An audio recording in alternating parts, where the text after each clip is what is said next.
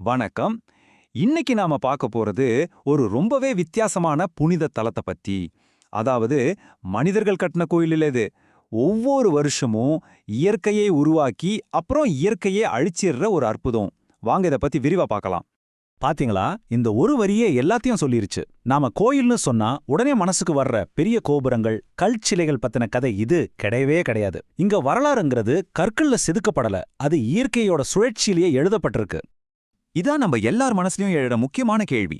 ஒரு சாதாரண குகை எப்படி லட்சக்கணக்கான மக்களோட நம்பிக்கைக்குரிய ஒரு இடமா மாறுது? அது எப்படி சாத்தியம்? வாங்க இதுக்கான விடைய நாம சேர்ந்து தேடலாம். சரி, முதல்ல நாம புரிஞ்சுக்க வேண்டியது இந்த ஆலயத்தோட அந்த இயற்கை அற்புதத்தை தான். இது எப்படி உருவாகுதுன்னு பாப்போம். இதுதான் அமர்நாத்தோட மிகப்பெரிய தனித்தன்மை. இங்க நிரந்தரமா எந்த சிலையும் கிடையாது. ஒவ்வொரு வருஷமும் கோடை காலத்துல குகைக்குள்ள சொற்ற தண்ணீர் உறைஞ்சு ஒரு பனித்தூணாக, அதாவது ஒரு லிங்கமா உருவாகும். அப்புறம் பருவகாலம் மாறினதும் அது தானாவே உருகி மறைஞ்சிரும். இது வருஷம் வருஷம் நடக்கிற ஒரு தற்காலிக அற்புதம். யோசிச்சு பாருங்க, இந்த குகை எங்க இருக்குன்னு. கடல் மட்டத்திலிருந்து கிட்டத்தட்ட 3888 மீட்டர் உயரத்துல அமைஞ்சிருக்கு.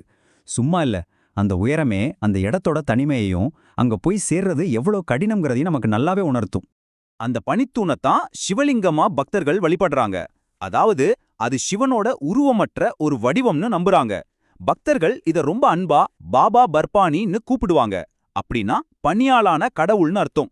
சரி, ஒரு பனிக்கட்டிக்கு எப்படி இவ்ளோ ஆன்மீக முக்கியத்துவம் வந்தது? அதுக்கு பின்னாடி ஒரு சுவாரஸ்யமான புராண கதை இருக்கு. வாங்க அதை கேட்கலாம்.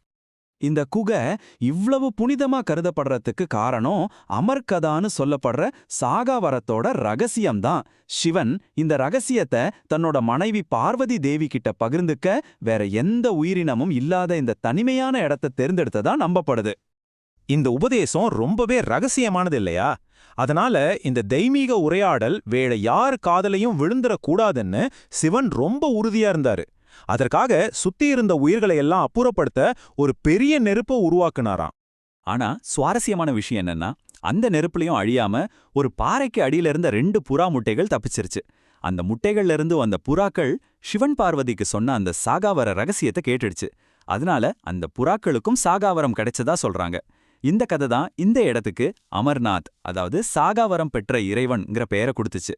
இன்னைக்கும் அந்த குகையில புறாக்களை பார்க்கறது ஒரு நல்ல சகுனமா பக்தர்கள் நம்புறாங்க.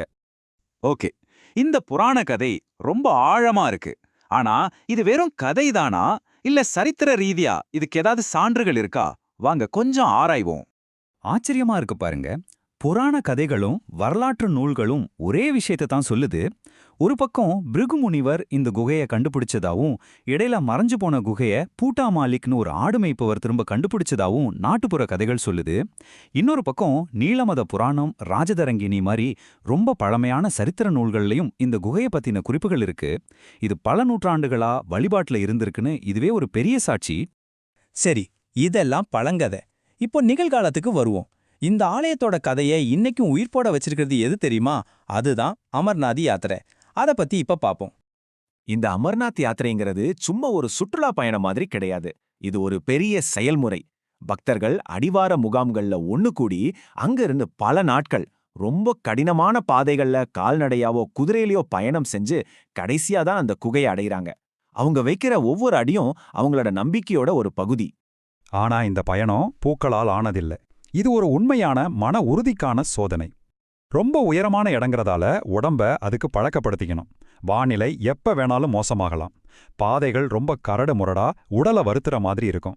அதனால தான் சொல்லுவாங்க, இங்க போய் சேர்ற இடத்த விட போற பயணமே ரொம்ப முக்கியமானதுன்னு. சரி, இப்போ நாம கடைசி பகுதிக்கு வந்திருக்கோம். இங்க அமர்நாத்தோட இயற்கை, புராணம், அப்புறம் இந்த யாத்திரையை மேற்கொள்ற மனிதர்களோட நம்பிக்கை, இதெல்லாத்தையும் ஒன்னா இணைச்சு பாப்போம். நாம ஆரம்பத்திலேருந்து சொல்ற இந்த விஷயத்த மறுபடியும் அழுத்தமா சொல்லணும். இந்த ஆலயம் மனிதனோட கைகளால கட்டப்பட்டது கிடையாது. இது முழுக்க முழுக்க இயற்கையால உருவாக்கப்பட்டது. இதோட வரலாறு எந்த ராஜாவோட கதையும் சொல்லல. இது பூமி, தண்ணீர், குளிர்னு இயற்கையோட சக்திகளோட கதையை நமக்கு சொல்லுது. இந்த வார்த்தைகள் எவ்வளவு உண்மையானது பாருங்க.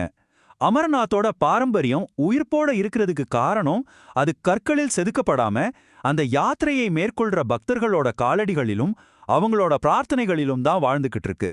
இந்த விளக்கத்தோட இறுதியில இந்த ஒரு கேள்வியை உங்க முன்னாடி வைக்கிறோம்.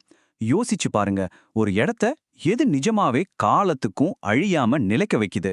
நாம கட்டுற பெரிய பெரிய கட்டிடங்களா, இல்ல நம்ம மனசுல சுமந்துட்டு போற கதைகளும் நம்பிக்கைகளுமா?